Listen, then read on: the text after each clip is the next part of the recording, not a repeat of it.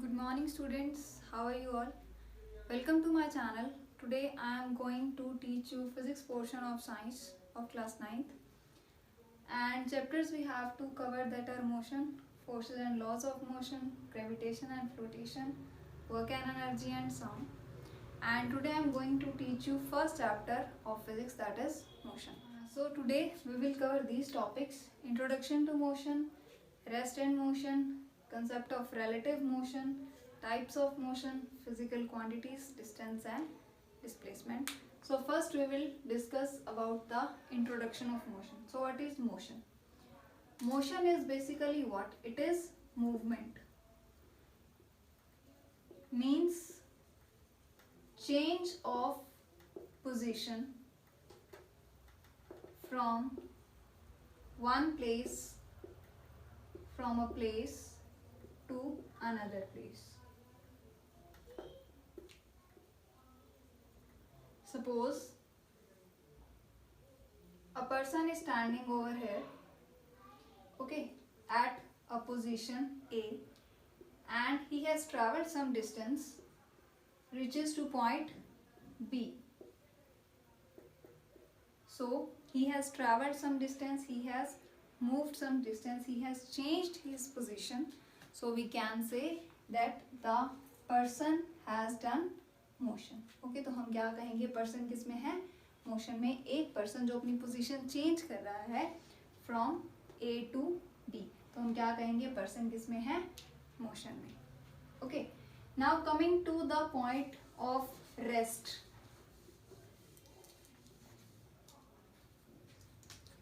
Rest. Rest means static, means रुका हुआ, जो अपनी पोजीशन कभी भी चेंज ना करे. बट ऐसा कुछ नहीं है. इस पूरे यूनिवर्स में हर एक चीज़, चाहे वो लिविंग है चाहे वो नॉन लिविंग है, कॉन्टिन्यूसली वो क्या है? मोशन में है, वो मूव कर रही है. It depends on a reference point. जैसे कि हम अगर अर्थ के अंदर से एक स्टैटिक चीज़ को, एक नॉन लिविंग चीज़ को ऑब्जर्व कर रहे हैं, तो वो क्या होगी? रेस्ट में होगी, वो अपनी पोजीशन चेंज नहीं कर रही होगी.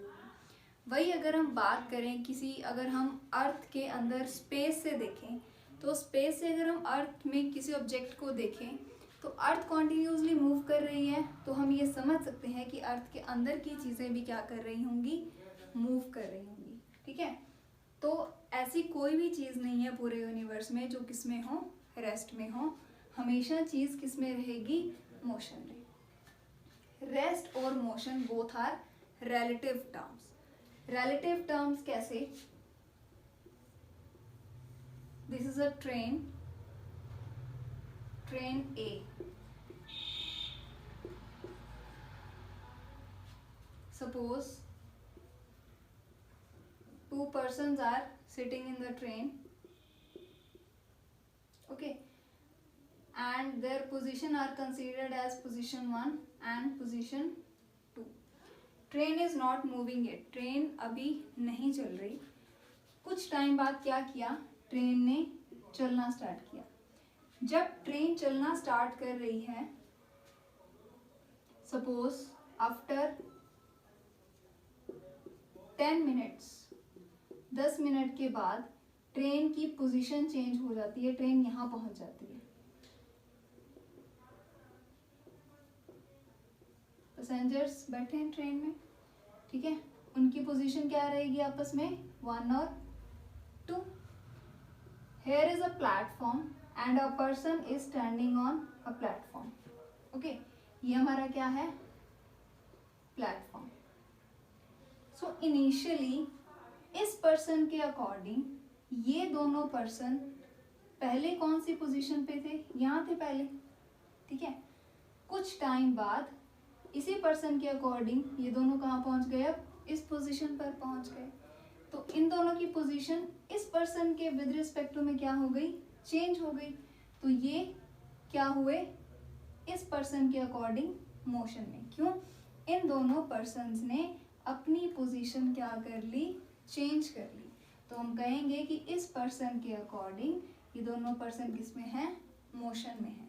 बट अगर हम इन्हीं दो पर्सन की बात करें, ट्रेन के अंदर बैठे हुए पर्सन की, तो इसकी पोजीशन पहले भी 1 थी, बाद में भी क्या रही 1। इसकी पोजीशन पहले भी क्या थी 2, अब भी क्या रही 2।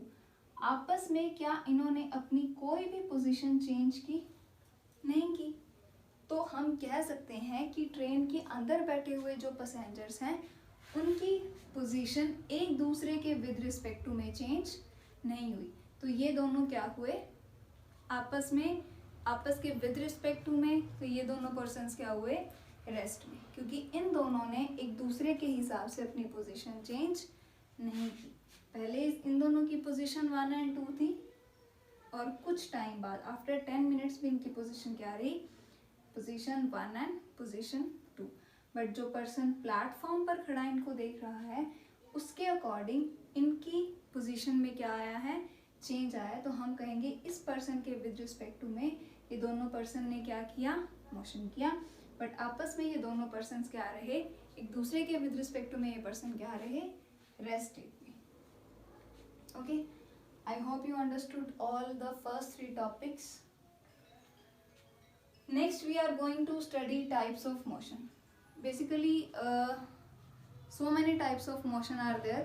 We will discuss the types of motion on different basis. So next we are going to discuss that are types of motion.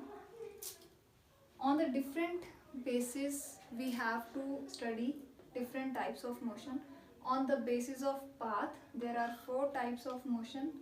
It is translational, rotational, periodic and non-periodic. On the basis of direction 3 types are there, that is 1-dimensional, 2-dimensional and 3-dimensional. On the basis of state of object, uniform motion and non-uniform motion. For this particular chapter we have to deeply study these 2 and rest I will tell you one by one. Firstly we are dealing with the translational motion. Okay, coming to first, that is translational motion. Translational motion means all the parts of the object move same distance in that particular time interval. It's further of 2 types, rectilinear and curvilinear. Rectilinear word means straight line path. Suppose a car is there, it is moving on a straight single road. After some time position will be here, after some time position will be here. So a car is moving on a straight line road. This type of motion will be rectilinear motion. Next, coming to curvilinear motion. In curvilinear motion, suppose the car is moving in hilly areas. There are so many turns in hilly areas. So if we discuss that particular kind of motion, that motion will be curvilinear, means in a curved path. Curved path. Understood? Okay, next coming to rotational motion.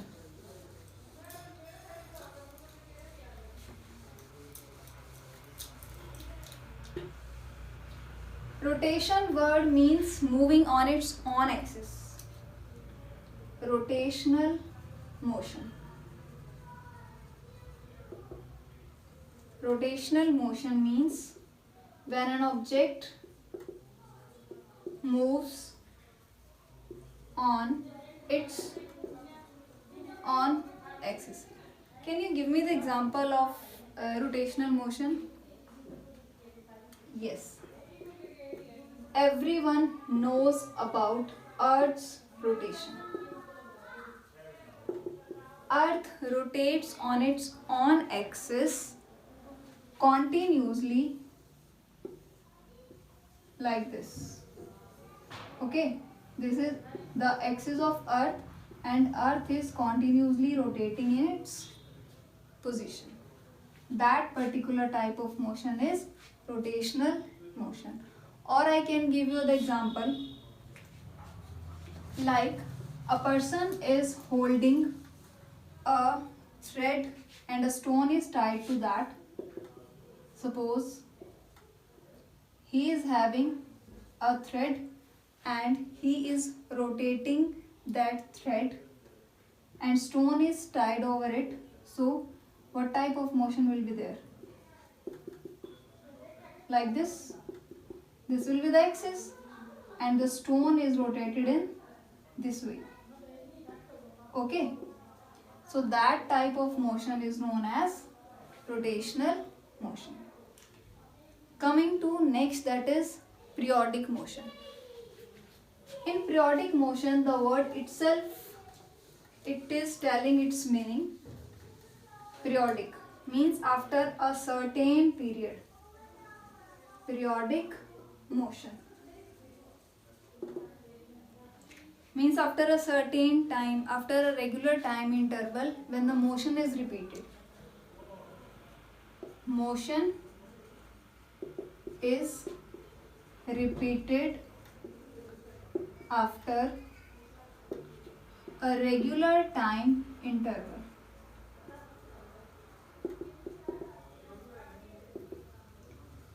Like we will take the example of a pendulum.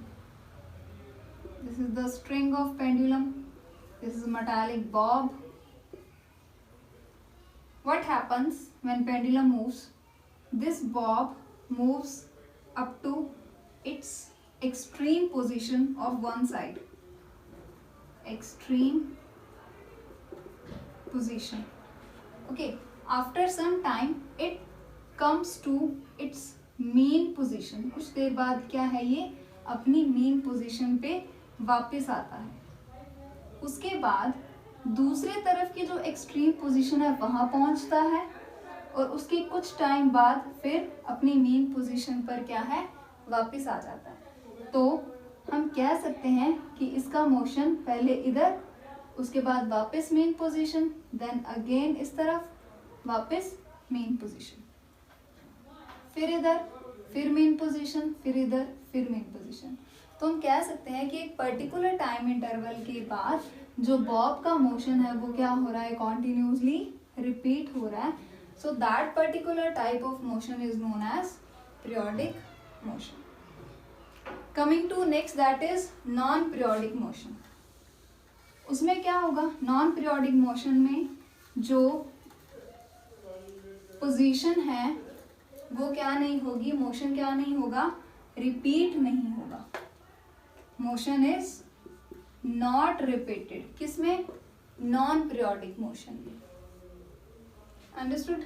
जैसे कि birds fly in air. अब birds हैं वो क्या करते हैं, fly करते हैं. क्या इनके पास कोई पर्टिकुलर डायरेक्शन कुछ है मूव करने के लिए? नहीं. ये क्या है, ये रैंडम मूवमेंट करते हैं स्काई में.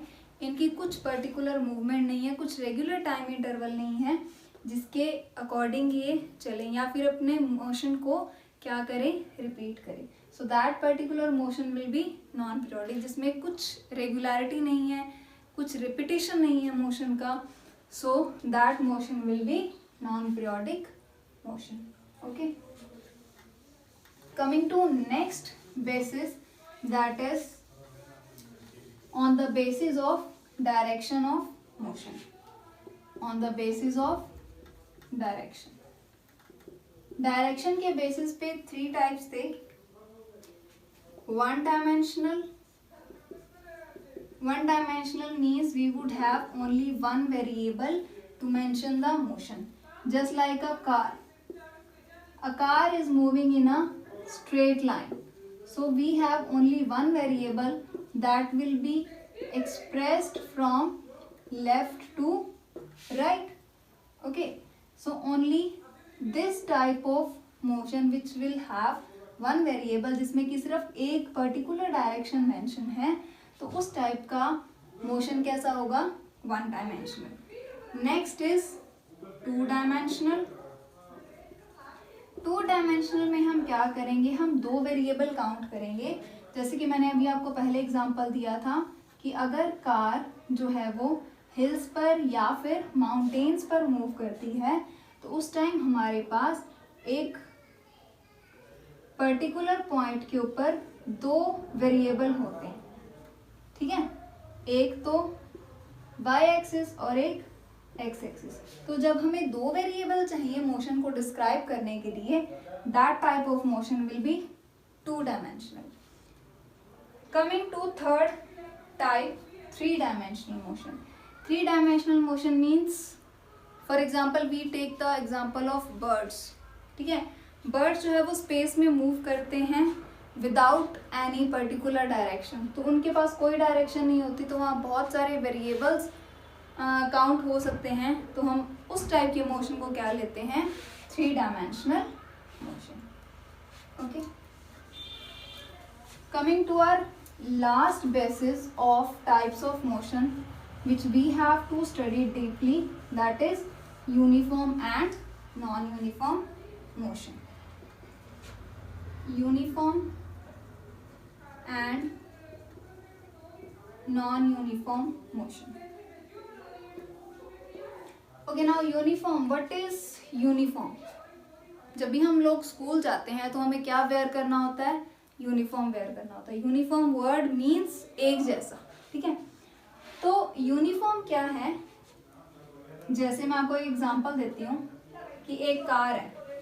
ओके, कार अपना ट्रैवल कर रही है। इनिशियली सपोज हम लेते हैं कि कार ने 11 बजे ट्रैवल करना शुरू किया, तो वो कार कुछ टाइम बाद सपोज एट 11:05 कार यहाँ तक पहुँच गई। उसने एक डिस्टेंस ट्रैवल किया, दैट इज 10 किलोमीटर्स। नेक्स्ट हम कंसीडर करें कि 11:10 पर कार कहाँ पहुँच गई, इस पोजीशन पर इसने ट्रैवल किया 15 किलोमीटर। ठीक है, तो आप ये देखो कि जब 11 बजे से लेकर 11:05 तक हमारे पास टाइम इंटरवल कितना हुआ, 5 मिनट्स। डिस्टेंस कितना ट्रैवल हुआ, 10 किलोमीटर। नेक्स्ट हम बात करें 11:05 से 11:10 तक, टाइम इंटरवल हमारे पास कितना हुआ, 5 मिनट्स, और हमारे पास जो डिस्टेंस ट्रैवल है वो कितना हुआ, 15 मिनट्स। तो क्या हम ये कह सकते हैं कि एक पर्टिकुलर टाइम इंटरवल में पर्टिकुलर डिस्टेंस ट्रैवल हो रहा है? मीन्स इक्वल टाइम इंटरवल का गैप और इक्वल डिस्टेंस ट्रैवल हो रहा है, तो हम क्या कहेंगे, मोशन कैसा है, यूनिफॉर्म। ठीक है, ये 5 का सेकेंड मल्टीपल है, ये 5 का थर्ड मल्टीपल है। नेक्स्ट अगर हम काउंट कर दे तो 11:15 पर 20 किलोमीटर, तो वो 5 का क्या होता, फोर्थ मल्टीपल। सो हम कह सकते हैं कि इक्वल टाइम इंटरवल्स में इक्वल डिस्टेंस क्या हो रहा है, ट्रैवल हो रहा है, यूनिफॉर्म डिस्टेंस ट्रैवल हो रहा है। तो उस टाइप का मोशन कैसा होगा, uniform. Okay, now next non uniform. अभी मैं आपको एक टेबल बताऊंगी जिससे आपको और भी अच्छे से क्लियर हो जाएगा। नॉन यूनिफॉर्म की अगर बात करें, सपोज जो कार है वो 11 o'clock पर इस पोजीशन पर थी, कुछ डिस्टेंस ट्रेवल किया, सपोज 10 किलोमीटर्स, 11:05 पर ये 10 किलोमीटर ट्रैवल करके बी पोजीशन पर पहुंच गई। उसके बाद 11:10 पर सपोज ये सी पोजीशन पर पहुंच गई, सपोज 12 किलोमीटर ट्रैवल करके। नेक्स्ट अगर हम बात करें सपोज 11:15 पर, तो ये car suppose let us consider 17 kilometre travel करके डी पोजीशन पर पहुंच गई। तो हम ये देख पा रहे हैं कि हमारा टाइम इंटरवल तो रेगुलर है, 11 to 11:05, 11:05 to 11:10। यहाँ भी 5 मिनट्स का गैप है, ये देखो यहाँ भी 5 मिनट्स का गैप है, यहाँ भी 5 मिनट्स का गैप है, और यहाँ भी 5 मिनट्स का गैप है। पर क्या ये गैप आपको इक्वल नजर आ रहा है? यहाँ 2 किलोमीटर्स है, यहाँ 5 किलोमीटर्स है, तो यहाँ आपको कोई यूनिफॉर्मिटी नजर आ रही है? नहीं। ठीक है, तो इस टाइप का मोशन कैसा होगा हमारा? Non uniform. ओके, अब मैं आपको एक टेबल बना के दिखा देती हूँ, उससे आपको और भी अच्छे से क्लियर हो जाएगा।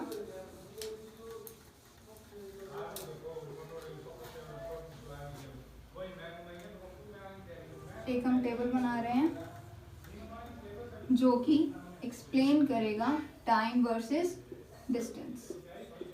यहाँ आपका टाइम और यहाँ आपका डिस्टेंस। ओके, टाइम इंटरवल तो हम सेम लेके चल रहे हैं 5 सेकेंड्स, या फिर हम मल्टीपल लेके चल सकते हैं कि यूनिफॉर्मिटी नज़र आनी चाहिए। सिर्फ 10 सेकेंड्स, 15 सेकेंड्स और 20 सेकेंड्स। ओके, हम डिस्टेंस कंसीडर कर रहे हैं 10 मीटर्स, 15 मीटर्स, 20 मीटर्स और 25 metres. 5 second, 5 second, 5 second gap, 5 metres, 5 metres, 5 metres. Okay, तो ये मोशन कैसा है हमारा? यूनिफॉर्म। अब एक और टेबल देखो,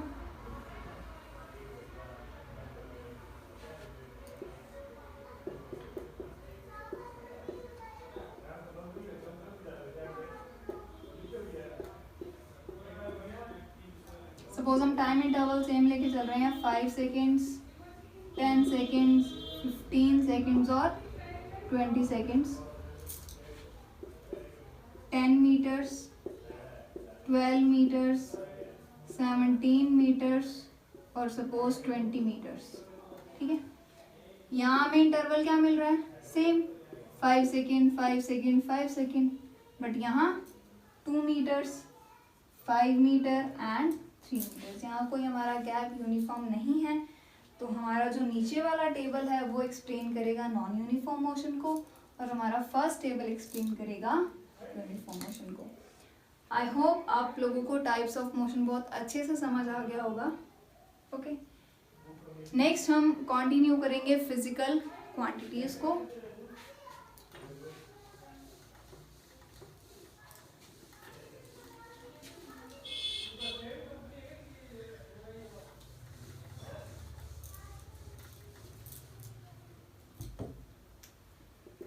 physical quantities. So physical quantities क्या होती हैं? ऐसी क्वांटिटीज या हम कहें कि प्रॉपर्टी ऑफ अ मटेरियल जो उसके मेजरमेंट दे। ठीक है, these are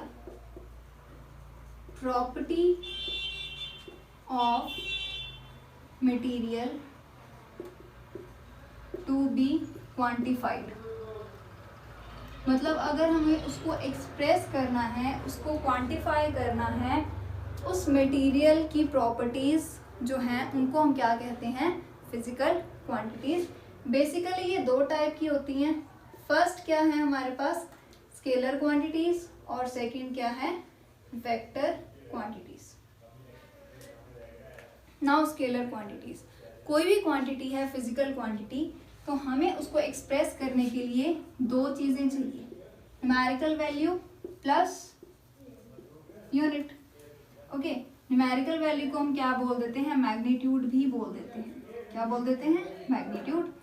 okay, unit, for example अगर हम फिजिकल क्वांटिटी मास की बात करें तो हम मास को कैसे रिप्रेजेंट करते हैं? हम मास को रिप्रेजेंट कर देते हैं 10 kg। सपोज 10 kg है या फिर 5 ग्राम्स है, तो हमारा 10 क्या है? Numerical value means magnitude of mass. हमारा kg क्या है? एक यूनिट है। 10 क्या है? Numerical value. Understood? Okay, now what are scalar quantities and what are vector quantities? Basically scalar quantities are those quantities which are expressed with the help of magnitude only। ठीक है, means अगर हमें scalar quantity को describe करना है, so we can write it as numerical value और magnitude plus unit. अगर हम सिर्फ इतना मेंशन कर रहे हैं, हमें एक क्वांटिटी को डिस्क्राइब करने के लिए सिर्फ इन दो चीज़ों की ज़रूरत है, तो that are scalar quantities. Vector में हम क्या काउंट करते हैं? Numerical value plus unit. One more thing is there, that is direction. Okay, जैसे अगर हम कह रहे हैं एक पर्सन है, ठीक है, पर्सन ने ट्रैवल कितना किया 10 किलोमीटर और वो कहाँ पहुंच गया, यहाँ पे पहुंच गया, ठीक है, from A to B position. तो हमने क्या किया, सिर्फ न्यूमेरिकल वैल्यू दी और यूनिट दी डिस्टेंस को मेजर करने के लिए। अगर मैं इसके साथ क्या कहूँ कि ये जो डायरेक्शन है, ठीक है, मैं क्या इसमें ऐड कर दूं 10 किलोमीटर इन ईस्ट, तो अब ये क्या बन गई, ये बन गई वेक्टर। ओके, अगर मैं सिर्फ 10 किलोमीटर्स मेंशन कर रही हूँ तो हम इसको किस में काउंट करेंगे, स्केलर क्वांटिटी में। अगर मैं 10 किलोमीटर इन ईस्ट भी मेंशन कर रही हूँ, एक मैं पर्टिकुलर डायरेक्शन दे रही हूँ, तो वो क्या बन जाएगी, एक vector quantity. Okay, understood. Now coming to distance and displacement, last topic of today's lecture. बहुत इंपॉर्टेंट, बहुत इंटरेस्टिंग टॉपिक है हमारा डिस्टेंस एंड डिस्प्लेसमेंट।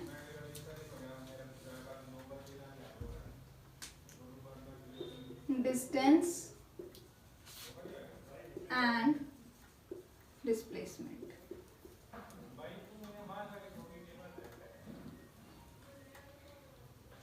नाउ सुनने में या हमने पहले भी ऐसा कुछ सुना होगा शायद, एक जैसी टर्म्स हैं, बिल्कुल एक जैसी हैं, बट इनमें डिफरेंस है।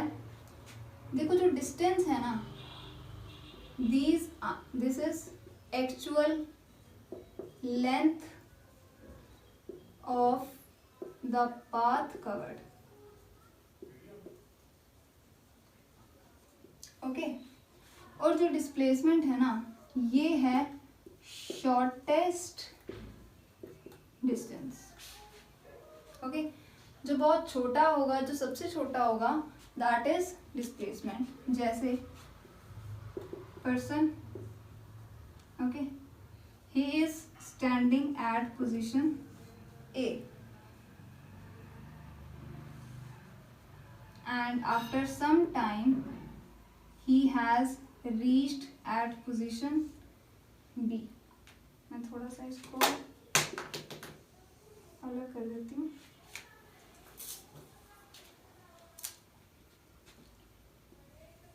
Okay, after some time the person has reached position C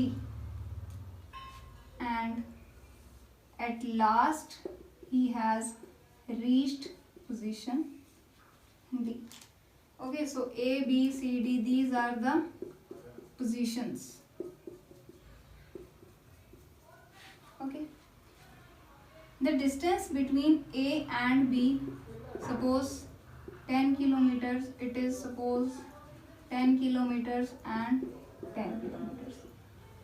So according to definition के हिसाब से हमने क्या लिखा है कि actual length of the path।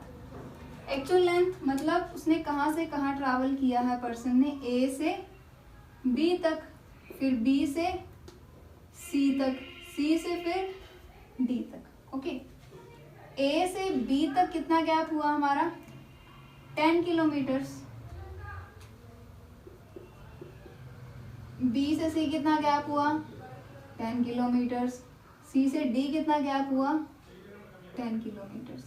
सो हम कह सकते हैं कि जो टोटल डिस्टेंस ट्रैवल हुआ है, फुट स्टेप्स हुए हैं, वो कितना हुआ है 30 किलोमीटर्स। अंडरस्टैंड, ठीक है। पर्सन पहले A से कहाँ गया B तक, B से C तक, C से फिर D तक, तो 10 किलोमीटर यहाँ, 10 यहाँ और 10 यहाँ, तो टोटल उसने कितना डिस्टेंस ट्रैवल किया 30 किलोमीटर। अब अगर हम बात करें डिस्प्लेसमेंट की, ठीक है, तो डिस्प्लेसमेंट अभी हमने क्या कहा है कि शॉर्टेस्ट डिस्टेंस है। शॉर्टेस्ट डिस्टेंस कैसे, difference between initial and final position, that will always be the shortest distance. जैसे कि यहाँ हमारी फाइनल पोजीशन क्या है D और इनिशियल पोजीशन क्या है A, तो डी और ए के बीच में कितना गैप है, ये गैप आपको कितना नजर आ रहा है, 10 किलोमीटर्स। ओके, कितना गैप है, 10 किलोमीटर्स। सो हम कह सकते हैं कि जो displacement during the whole journey हुई है वो कितनी हुई है, 10 किलोमीटर्स। क्यों, क्योंकि हमने डिस्प्लेसमेंट के अंदर final position minus initial position, ठीक है। तो इन दोनों के बीच में गैप कितना है हमारा, 10 किलोमीटर्स। हमारी डिस्प्लेसमेंट कितनी हुई, 10 kilometres. Understood. So I hope कि आपको सारे टॉपिक्स आज के अच्छे से समझ आए होंगे। अगर कुछ आपको क्वेरी है, कोई प्रॉब्लम है, तो आप मुझे कमेंट सेक्शन में ज़रूर बताइए कि हाँ मुझे इस कंसेप्ट में प्रॉब्लम आ रही है, तो आपके लिए मैं वो कंसेप्ट दोबारा रिपीट कर दूँगी। तो कल हम इसके ऊपर बहुत सारे न्यूमेरिकल्स ट्राई करेंगे और नेक्स्ट टॉपिक भी कवर करेंगे, जैसे स्पीड है, वेलोसिटी है, एक्सेलरेशन है। तो आज के लिए इतना ही, बाकी हम लोग कल कंटिन्यू करेंगे। Thank you.